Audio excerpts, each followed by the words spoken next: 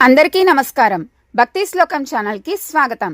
ముందుగా ఈ వీడియోకి ఒక లైక్ చేసి మన ఛానల్ని సబ్స్క్రైబ్ చేసుకోండి. ఇవాల్టి వీడియోలో 2026వ సంవత్సరంలో అక్షయ తృతీయ ఏ రోజున వచ్చింది, ఆ రోజున తప్పనిసరిగా బంగారం లేదా వెండి కొనాలా, బంగారం కొనలేని వారు ఏ వస్తువులు తీసుకోవాలి, ఏ దానాలు చేయాలి, ఇంటికి తీసుకురావాల్సిన మంగళకరమైన వస్తువులు ఏమిటి, అలాగే ఇంటిని మరియు పూజా గదిని ఎప్పుడు శుభ్రం చేసుకోవాలి వంటి ముఖ్యమైన విషయాలను వివరంగా తెలుసుకుందాం. కాబట్టి ఈ వీడియోను ఎక్కడా స్కిప్ చేయకుండా పూర్తిగా చూడడానికి ప్రయత్నించండి. ముందుగా ఈ వీడియోకి ఒక లైక్ చేసి జై శ్రీరామ్ అని కామెంట్ చేయండి. అలాగే కొత్తగా మన ఛానల్ చూస్తున్న వారు సబ్స్క్రైబ్ చేయడం కూడా తప్పకుండా చేయండి. మీ సపోర్ట్ ఎప్పుడు ఇలానే ఉండాలని మనస్ఫూర్తిగా కోరుకుంటున్నాను. అక్షయం అంటే క్షయం కానిది, అంతం లేనిది, నాశనం లేనిది అనే అర్థాలు ఉన్నాయి. వైశాఖ మాసంలోని శుక్లపక్ష తృతీయ రోజున అక్షయ తృతీయగా జరుపుకుంటాం. అంటే వైశాఖ శుద్ధ తదియ రోజే ఈ పర్వదినం. ఈ రోజున ఏ పని ప్రారంభించినా, ఏ శుభకార్యం చేసినా, ఏ మంగళకరమైన వస్తువు ఇంటికి తీసుకువచ్చినా అది అక్షయమైన ఫలితాన్ని ఇస్తుందని నమ్మకం ఉంది. అలాగే ఈ రోజున చేసే దానాలు కూడా అక్షయ ఫలితాన్ని ఇస్తాయని శాస్త్రాలు చెబుతున్నాయి. అందుకే అక్షయ తృతీయ రోజున బంగారం లేదా వెండి కొనడం కంటే అవసరమైన వారికి ఉపయోగపడే వస్తువులు దానం చేయడం మరింత శ్రేయస్కరం. దానం ద్వారా పొందే పుణ్యం ఎన్నో యాగాలు చేసిన ఫలితంతో సమానం అని విశ్వాసం. అక్షయం అనే పదానికి శ్రేయస్సు, ఆశ, ఆనందం అనే అర్థాలు కూడా ఉన్నాయి. అంటే కుటుంబానికి సుఖ సంతోషాలు, శ్రేయస్సు, లాభం కలిగించే శుభకార్యాలు, మంచి పనులు ఈ రోజున చేయడం ఎంతో మంగళకరం. ఈ అక్షయ తృతీయ రోజున సిరి సంపదలను ప్రసాదించే లక్ష్మీదేవిని ప్రత్యేకంగా ఆరాధించడం ఎంతో శుభప్రదం. లక్ష్మీదేవి సంపదలను ప్రసాదిస్తే ఆ సంపదను సక్రమంగా పంచిపెట్టే బాధ్యతను కుబేరుడు నిర్వహిస్తాడని విశ్వాసం. అందుకే ఈ పవిత్ర రోజున లక్ష్మీదేవితో పాటు కుబేరుడిని కూడా పూజిస్తూ లక్ష్మీ కుబేర పూజను నిర్వహిస్తారు. మన ఇంటిలో లక్ష్మీదేవి స్థిర నివాసం ఉండాలని, శాశ్వతంగా సిరి సంపదలు కలగాలని కోరుకుంటూ మనకు అందుబాటులో ఉన్న మంగళకరమైన వస్తువులతో భక్తి శ్రద్ధలతో అమ్మవారిని ఆరాధించాలి. అలాగే ఈ రోజున గోమాత పూజకు కూడా విశేష ప్రాముఖ్యత ఉంది. గోమాతకు పండ్లు, బెల్లం, బియ్యం, గోధుమలు వంటి నైవేద్యాలు సమర్పిస్తే లక్ష్మీదేవి అనుగ్రహం త్వరగా లభిస్తుందని నమ్మకం. ఇప్పుడు 2026వ సంవత్సరంలో అక్షయ తృతీయ తిథి గురించి చూద్దాం. ఏప్రిల్ 17వ తేదీన చైత్ర అమావాస్య శుక్రవారం వచ్చింది. ఆ తరువాత రోజు అంటే ఏప్రిల్ 18వ తేదీ శనివారం నుండి వైశాఖ మాసం ప్రారంభం అవుతుంది. ఈ వైశాఖ మాసంలో 3వ రోజు వచ్చే శుక్లపక్ష తదియనే అక్షయ తృతీయగా జరుపుకుంటారు. అందువల్ల 2026లో అక్షయ తృతీయను ఏప్రిల్ 20 సోమవారం రోజున భక్తి శ్రద్ధలతో జరుపుకోవాలి. తదియ తిథి ప్రారంభం, ముగింపు సమయాలను పరిశీలిస్తే ఏప్రిల్ 19వ తేదీ మధ్యాహ్నం 1:29 ప్రారంభమై ఏప్రిల్ 20వ తేదీ ఉదయం 11:07 వరకు కొనసాగుతుంది. మనము సూర్యోదయానికి ఉన్న తిథిని ఆధారంగా తీసుకొని పండుగను జరుపుకుంటాం. కాబట్టి 2026 ఏప్రిల్ 20 సోమవారం రోజునే అక్షయ తృతీయగా ఆచరించాలి. ఈ రోజు అక్షయ తృతీయ మాత్రమే కాదు, ఎన్నో విశేషాలు కలగలిసిన మహిమాన్వితమైన రోజు. శ్రీ మహావిష్ణువు దశావతారాలలో ఒకటైన పరశురాముని జయంతి ఈ రోజు. శ్రీకృష్ణుడు తన బాల్యమిత్రుడు కుచేలుని కలిసిన పుణ్యదినం ఈ రోజు. సూర్య భగవానుడు పాండవులకు అరణ్యవాసంలో అక్షయ పాత్రను ప్రసాదించిన రోజు ఈ రోజు. అలాగే శివుడిని ఆరాధించిన కుబేరుడికి సకల సంపదల ఆధిపత్యం లభించిన రోజు కూడా ఈ రోజే. అందుకే ఈ రోజున లక్ష్మీ కుబేర పూజకు ప్రత్యేక ప్రాముఖ్యత ఉంది. అమ్మవారు అన్నపూర్ణాదేవిగా అవతరించిన రోజు ఈ రోజు. వ్యాస మహర్షి వినాయకుడి సహాయంతో మహాభారత రచన ప్రారంభించిన రోజు కూడా ఈ రోజే. ఇక ఈ రోజున ఉన్న మరో గొప్ప విశేషం ఏమిటి అంటే సింహాచలం టెంపుల్లో జరిగే చందనోత్సవం. సంవత్సరం పొడవునా చందనంతో కప్పబడి ఉండే అప్పన్న స్వామివారు ఈ ఒక్కరోజు మాత్రమే చందనం తొలగించి నిజరూప దర్శనం ఇస్తారు. ఈ పవిత్ర దర్శనాన్ని పొందేందుకు భక్తులు ఎంతో ఆసక్తిగా ఎదురు చూస్తారు. అందుకే అక్షయ తృతీయ తృతీయ రోజు ఆధ్యాత్మికంగా పౌరాణికంగా ఎంతో గొప్పదిగా భావించబడుతుంది. ద్రౌపదీదేవిని శ్రీకృష్ణుడు దుశ్శాసన నుండి రక్షించిన పవిత్ర దినంగా కూడా ఈ అక్షయ తృతీయను భావిస్తారు. అలాగే రైతులు పంటలు బాగా పండాలని కోరుకుంటూ ఎద్దులు, భూమి, గోమాత, విత్తనాలు మరియు వ్యవసాయ పరికరాలను పూజించి ఈ రోజును శుభారంభంగా తీసుకుంటారు. ఇంతటి విశేషాలు కలగలిసిన ఈ అక్షయ తృతీయ రోజున లక్ష్మీదేవి అనుగ్రహం కోసం మంగళకరమైన వస్తువులతో, ఎర్రటి పూలతో లేదా ఎర్రటి అక్షింతలతో భక్తి శ్రద్ధలతో అమ్మవారిని విశేషంగా ఆరాధించాలి.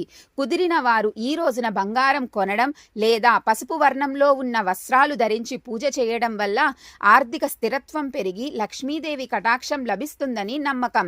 ఈ రోజున బ్రాహ్మణుడికి స్వయంపాక దానం చేయడం చాలా శ్రేయస్కరం. అలాగే పితృదేవతల కోసం తర్పణాలు చేసి వారి పేరుతో దానాలు చేయడం కూడా మంచి ఫలితాలను ఇస్తుంది. అదేవిధంగా అక్షయ పాత్రగా ఒక కుండను ఇంటికి తెచ్చుకొని అందులో మంగళకరమైన వస్తువులు వేసి పూజించడం కూడా శుభప్రదం. ఈ విధంగా పూజిస్తే ఇంట్లో ఆర్థిక వృద్ధి పెరిగి అప్పుల బాధలు తగ్గి ధన సమృద్ధి కలుగుతుందని విశ్వాసం. అయితే ఈ అక్షయ తృతీయ రోజు తప్పనిసరిగా బంగారం లేదా వెండి కొనాలని చాలా మంది భావిస్తారు. కానీ నిజానికి ఇది తప్పనిసరి కాదు. ఆర్థికంగా సౌకర్యంగా ఉన్నవారు ఈ రోజున కొనినది అక్షయంగా వృద్ధి చెందుతుంది అనే నమ్మకంతో బంగారం, వెండి కొంటారు. కానీ బంగారం కొనలేని వారు ఏ మాత్రం బాధపడాల్సిన అవసరం లేదు. ఈ రోజున మంగళకరమైన వస్తువులు తీసుకొని అమ్మవారిని భక్తి శ్రద్ధలతో ఆరాధించడం ముఖ్యమైనది. బంగారం స్థానంలో ఈ మంగళకరమైన వస్తువులను ఈ అక్షయ తృతీయ రోజు ఇంటికి తీసుకురావచ్చు.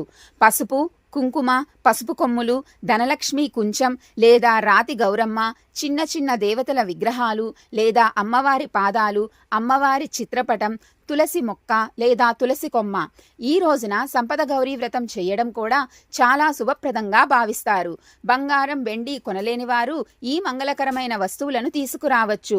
మజ్జిగ కవ్వం, బెల్లం, బార్లీ గింజలు వంటి వాటిని బంగారంతో సమానంగా భావిస్తారు. ఎందుకంటే ఇవి ఆరోగ్యాన్ని ఇస్తాయి. ఆరోగ్యం కన్నా గొప్ప సంపద లేదు. అలాగే అమ్మవారి విగ్రహం లేదా చిత్రపటం, అమ్మవారి పాదాలు, రాళ్ల ఉప్పు వంటివి వాటిని ఇంటికి తీసుకురావడం శుభప్రదం. ముఖ్యంగా అక్షయ పాత్రలో రాళ్ల ఉప్పు వేయడం చాలా మంగళకరం. అయితే ఈ రోజు బంగారం కొనడం కన్నా దానం చేయడం ఎంతో శ్రేష్టం. ముఖ్యంగా ఎండాకాలంలో ఇతరులకు ఉపయోగపడే విధంగా దానం చేస్తే మరింత పుణ్యం లభిస్తుంది. ఈ రోజు ఉదక పాండం దానం చేయడం శుభప్రదం. అలాగే పెరుగు, మజ్జిగ, చెప్పులు, వస్త్రాలు, గొడుగులు దానం చేయవచ్చు. వేసవిలో ఇవి పేదవారికి ఎంతో ఉపయోగపడతాయి. అక్షయ తృతీయ రోజున ఈ దానాలు చేస్తే అక్షయ పుణ్యం లభిస్తుంది. స్వయంపాక దానం చేయగలిగితే చాలా శ్రేష్టం. అది కుదరకపోతే గుమ్మడికాయతో పాటు దక్షిణ సహిత తాంబూలం ఇవ్వవచ్చు.